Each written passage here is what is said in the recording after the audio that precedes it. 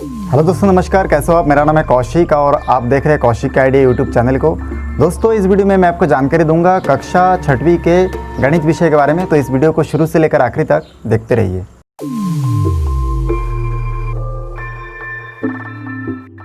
इस वीडियो में मैं आपको कक्षा 6वीं के अध्याय 7 के बारे में बताने वाला हूँ। ठीक है, तो इसमें देखिए जो 5वां नंबर प्रश्न है, यहाँ पे लिखा हुआ है कि प्रश्न 5 निम्न रिक्त स्थानों को भरिए। यहाँ पे हल लिखा है 4/5। अब यहाँ पे हमको क्या फिलअप करना, रिक्त स्थान में हमको सोचना है। तो हम लोग सबसे पहले ध्यान लगाएंगे, इसमें देखिए नीचे का 5 और यहाँ पे 30 दिया है, मतलब 5 के साथ कितना का गुना किए होंगे कि 30 आया होगा। तो हमारे दिमाग में आएगा कि हम लोग 5 के साथ अगर 6 का गुना करेंगे तो 5 छक्के 30 होगा। इसका अर्थ ये हुआ कि 5 के साथ अगर 6 का गुना किए तो 30 आया, तो ऊपर भी हमको 6 का गुना करना है। तो 4 के साथ 6 का गुना मन में करेंगे तो हो जाएगा 4 छक्के 24। उसके बाद दूसरा नंबर प्रश्न में देखिए यहाँ पे 5 लिखा है, यहाँ पे 55 लिखा है। तो इसमें भी हम लोग सोचेंगे 5 के साथ क्या का गुना करूँ कि यहाँ पे हमको 55 प्राप्त हो। तो 5 के साथ अगर 11 का गुना करेंगे तो 5 11 के 55 होता है। इसका अर्थ 7 के साथ भी 11 का गुना करना है, तो 7 11 के 77। देखिए कितना आसान चीज है। उसके बाद तीसरा नंबर में दिया है 6/7, बराबर में दिया है, ऊपर कुछ नहीं है, बटे के ऊपर, अंश में कुछ नहीं, हर में 42 दिया है। तो फिर हम लोग देखेंगे 7 के साथ अगर 6 का गुना करेंगे तो 7 छक्के 42 होगा। तो और ऊपर भी हम लोग क्या का गुना करेंगे, 6 का गुना करेंगे, क्योंकि नीचे हर के साथ 7 के साथ हम लोग क्या का गुना कर रहे हैं, 6 का। तो ऊपर भी 6 के साथ गुना करेंगे तो 6 छक्के 36। उसके बाद देखिए आखिरी वाला आपको बताता हूं मैं। जैसे कि आप अगर मान के चले आपको ऐसे मौखिक रूप से दिक्कत है तो आप ऐसे रफ में भी लिख सकते हैं, ठीक ना। तो यहाँ पे रफ में आप लिख के पहले हल करके देख लीजिए कि 9 के साथ अगर 2 का गुना करेंगे तो 18 होता है, तो 4 के साथ भी अगर 2 का गुना करेंगे तो 8 आएगा। तो और इस प्रकार से आप हल करके डायरेक्टली यहाँ पे 8 लिख सकते हैं। तो इस प्रकार से देखिए ये चारों प्रश्न बहुत आसान है। इसमें प्रश्न नंबर 6वां लिखा है कि उचित व विषम भिन्न को छांटिए। इससे पहले मैं भिन्न का एक वीडियो बना चुका था, उसमें आप लोगों को बताया था कि भिन्न क्या है और उचित और अनुचित भिन्न क्या होता है। तो यहाँ पे देखिए मैं हल लिखा हूँ। अब इसमें मैं दो चीज आपको छांट के बताऊंगा। पहला तो उचित भिन्न और दूसरा है अनुचित भिन्न। तो देखिए उचित भिन्न और उसके बाद नीचे मैं दूसरा टॉपिक लिखता हूँ अनुचित या फिर विषम, ठीक ना। अनुचित भिन्न को ही हम लोग विषम भिन्न भी कहते हैं।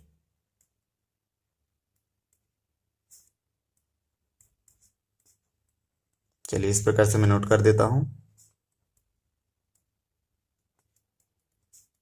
अब देखिए यहाँ पे उचित कौन कौन सा हमको देखना है। उचित मतलब ऐसी भिन्न संख्या जिसमें अंश में बड़ी संख्या और माने ऐसी भिन्न संख्या जिसमें अंश में छोटी संख्या और हर में बड़ी संख्या है। तो हम लोग देखते हैं कि 4/5, ठीक है, ये क्या अनुचित होगा 17/4, क्योंकि ये क्या है, देखिए अंश में बड़ी संख्या और हर में छोटी संख्या, जबकि हमेशा बटे के नीचे बड़ी संख्या होना चाहिए तो वो उचित होगा।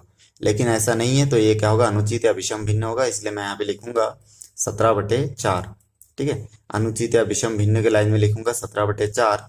दूसरा नंबर देखूंगा 4/5, तो ये क्या है, उचित है, क्योंकि बटे के नीचे क्या है, बड़ी संख्या है, मतलब सही है। तो इस प्रकार से हो जाएगा ये उचित भिन्न के लाइन में लिखूंगा इसको। ऐसे ही 8/9 ये देखिए उचित है, तो इसको लिखूंगा 8/9। फिर 16/13 अनुचित है, क्योंकि बटे के नीचे छोटी संख्या है हर में, इसलिए मैं 16/13 को यहाँ पे अनुचित या विषम भिन्न के लाइन में लिख दूंगा। उसके बाद देखिए यहाँ पे 15/16 ये क्या है, उचित है, तो 15/16 उचित भिन्न के लाइन में। फिर 6/5 अनुचित है, तो 6/5 लिखेंगे यहाँ पे विषम भिन्न के लाइन में। उसके बाद 3/7 ये क्या है, उचित है, तो 3/7 लिखेंगे। और 8/5 ये क्या अनुचित है या फिर विषम है, इसलिए अनुचित और विषम दोनों एक ही मतलब है, तो 8/5 को हम लोग इस लाइन में लिख देंगे। तो इस प्रकार से देखिए मैं छाट के दोनों लाइन में उचित भिन्न और विषम भिन्न को लिख चुका हूं। तो इस प्रकार से आप भी बहुत आसानी से इसको सॉल्व कर सकते हैं। अब देखिए यहाँ पे प्रश्न नंबर 7 में दिया है कि निम्नलिखित का स्थानीय मान ज्ञात कीजिए। पहला प्रश्न है 843.23। अब इसको हम लोग स्थानीय मान ज्ञात करने के लिए क्या करते हैं, सबसे पहले प्रश्न को एक बार नोट कर लेते हैं। अब देखिए यहाँ पे स्थानीय मान में लिखना शुरू करूंगा, तो यहाँ पे मैं लिख देता हूँ ठीक है, इतना का स्थानीय मान।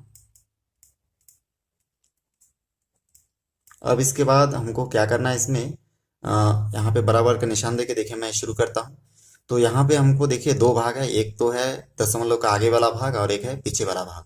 तो सबसे पहले हम लोग दशमलव के आगे वाला भाग को लिखेंगे, ठीक है। तो दशमलव का आगे देखिए यहाँ पे लिखे 8 8 4 3। तो पहले वाला भाग को हम लोग पहले लिखेंगे, तो यहाँ पे लिखेंगे 843 को लिखने का तरीका देखिए, पहले हमको 800 लिखना है, ठीक है। 8 के बाद कितना संख्या है, दो संख्या, 1 2, ठीक। तो इस प्रकार से हम लोग पहले इस भाग को ही हल कर रहे हैं यहाँ पे। तो यहाँ पे देखिए 8 के बाद दो संख्या, तो 2 बार 0, उसके बाद प्लस, फिर देखिए 8 के बाद है 4, ठीक है, दूसरा नंबर संख्या।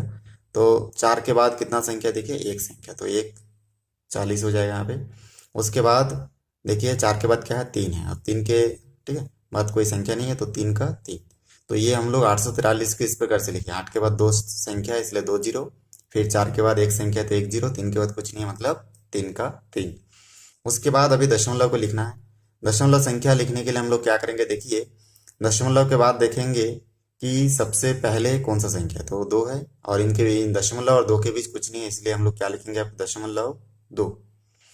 फिर उसके बाद प्लस का निशान लगेगा, और उसके बाद देखिए दशमलव, ठीक है, 2 तो हो चुका है, अब दशमलव और 3 इन दोनों के बीच में कितना संख्या है, एक संख्या, इसलिए मैं लिखूंगा दशमलव और 3 के बीच में एक संख्या, इसलिए दशमलव और 3 के बीच में एक 0 लगेगा।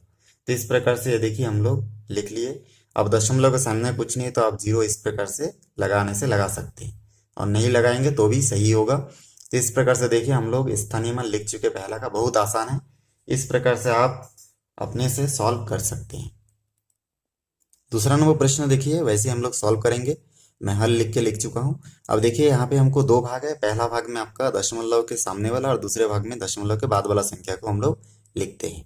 तो यहाँ पे सबसे पहले देखते हैं कि दशमलव के पहले दो ही संख्या है, दो अंक है, 1 और 4 है। तो हम लोग इसको लिखेंगे जैसे 1 के बाद कितना संख्या है, 1, तो 1 0, फिर 4 के बाद देखिए एक भी संख्या नहीं है, तो 4 का 4, ठीक ना। इसको जोड़ देंगे फिर 14 ही आ जाएगा हम लोगों का। ये देखिए दशमलव के पहले वाला सॉल्व हो चुका है, फिर प्लस देंगे। अब दशमलव के बाद वाला, तो दशमलव के बाद देखिए पहले 8 है, इसलिए हम लोग लिखेंगे दशमलव 8, फिर प्लस का प्लस। फिर दशमलव के बाद देखिए पहला संख्या लिख चुके हैं, अब दूसरा संख्या लिखेंगे। तो हम लोग देखेंगे पहले दशमलव के बाद पहला संख्या के बीच में कुछ नहीं है, मतलब कुछ नहीं लिखे। अब दशमलव और दूसरी संख्या जो दूसरी अंक है, ये पहला दशमलव और दूसरा अंक, इन दोनों के बीच में कितना संख्या है, एक संख्या, तो हम लोग लिखेंगे दशमलव 07, ठीक। उसके बाद दशमलव और 6 के बीच में देखिए दो अंक है, इस प्रकार से हम लोग लिखेंगे दशमलव 006, क्योंकि दशमलव और 6 के बीच में कितना संख्या है, दो संख्या, 1 2, इसलिए 2 0। और दशमलव 7 के बीच में एक अंक है, इसलिए हम लोग लिखेंगे दशमलव 07, ठीक। दशमलव और 8 के बीच में कोई अंक नहीं है, इसलिए दशमलव 8 ही लिखेंगे। अब देखिए हम लोगों का ये गणित जो है सॉल्व हो चुका है। आप अगर चाहते तो यहाँ पे इसके आगे भी आप इस प्रकार से 0 लगा सकते हैं, ठीक ना। दशमलव के आगे कुछ नहीं, मतलब 0 रहता है, ठीक। तो इस प्रकार से बहुत आसानी से आप ये देखिए दूसरा भी बना लिए। तीसरा नंबर क्वेश्चन भी बताऊंगा आपको मैं। तीसरा नंबर प्रश्न में देखिए दशमलव के पहले 4 अंक है, 1 2 3 4। तो हम लोग इसको पहले सॉल्व कर लेंगे। तो हम लोग लिखेंगे 8 के बाद देखिए कितना संख्या, 1 2 3 है, ठीक ना। तो यहाँ पे लिखेंगे 1 2 3 0, फिर प्लस 8 के बाद 7, 7 के बाद देखिए कितना संख्या, 1 2 है। दशमलव के बाद वाला संख्या को हम लोग काउंट नहीं करते, ठीक ना। तो 7 के बाद दो संख्या है, 1 2, तो इस प्रकार से 2 0, फिर प्लस का प्लस, फिर 6 के बाद देखिए कितना संख्या है, 1 है, तो 6 के बाद 1 0, फिर 4 के बाद देखिए कुछ नहीं, तो 4 का 4। तो ये हमारा पहला 4 अंक जो है कंप्लीटली सॉल्व हो चुका है। फिर प्लस देने के बाद हम लोग दशमलव के बाद वाला अंक को हम लोग सुलझाएंगे संख्या को। यहाँ पे देखिए लिखा है 0314। तो इस प्रकार से हम लोग देखते हैं कि 0314 यहाँ पे लिखा हुआ है। तो यहाँ पे देखिए दशमलव के बाद 0 है, ठीक ना। तो दशमलव 0 लिखने का कोई मतलब नहीं, तो दशमलव के बाद 3 लिखेंगे, तो इसके बीच में देखिए एक 0 है, इसलिए हम लोग लगा देंगे दशमलव 03। उसके बाद प्लस का प्लस, और फिर देखिए दशमलव और 1 के बीच में दो अंक है, 1 2। तो इस प्रकार से दशमलव और 1 के बीच में हम लोग 2 0 लगा देंगे। और आखिरी में और एक बचा, इसमें देखिए प्लस, फिर मैं दशमलव और 4 के बीच में देखते हैं 3 अंक है, 1 2 3। तो इस प्रकार से दशमलव और 4 के बीच में हम लोग 1 2 3 0 इस प्रकार से लगा देंगे। तो ये हमारा गणित जो है सॉल्व हो चुका है। अब हम लोग इसमें दशमलव के सामने भी 0 अपने से लगा सकते हैं। ठीक है, तो इस प्रकार से देखिए ये हमारा गणित जो है पूरा सॉल्व हो चुका है और यही आपका फाइनली आंसर होगा। वीडियो अच्छा लगे तो लाइक करें, शेयर करें, सब्सक्राइब करें और बेल आइकन को भी प्रेस करें ताकि जब भी मैं कोई नया वीडियो बनाऊं तो उसका नया अपडेट सबसे पहले आप तक पहुंचे। फिर मिलते हैं एक नई वीडियो के साथ। धन्यवाद।